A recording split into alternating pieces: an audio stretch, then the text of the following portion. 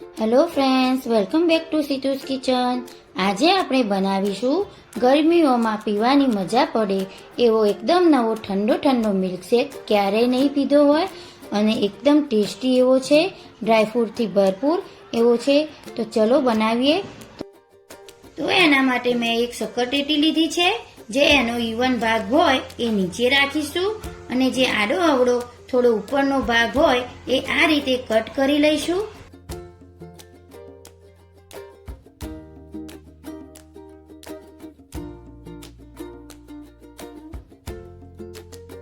અને હવે એમાંથી બિયા કાઢી લઈશું.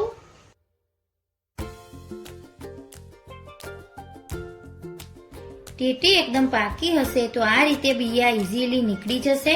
તો ચમચીના મદદથી હળવા હાથે આ રીતે બિયા અલગ કરી લેવાના અને આપણે બિયાને બહાર કાઢી લેવાનું. હવે એક બાઉલમાં લઈ લેશું. તો આ રીતે શક્કરટેટીનો ભાગ કાઢી લીધો છે. હવે આપણે મિક્સર જારમાં એક મુઠ્ઠી કાજુ બદામના ટુકડા ઉમેરી દઈશું. જે આપણે મસ્ક મેલનનું મિશ્રણ છે એ આપણે મિક્સર જારમાં ઉમેરી દઈશું. 2 થી 3 સ્કૂપ વેનીલા આઈસ્ક્રીમ ઉમેરી દઈશું અને અડધો કપ જેટલા બરફના ટુકડા ઉમેરી અને આપણે એકદમ સ્મૂથ એને કરી લેશું. તો મેં કરી લીધો છે.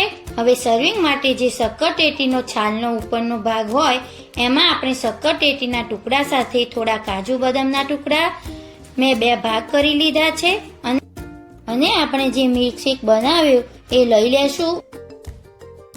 ઉપરથી આપણે આ રીતે 1 સ્કૂપ આઈસ્ક્રીમનું મૂકીશું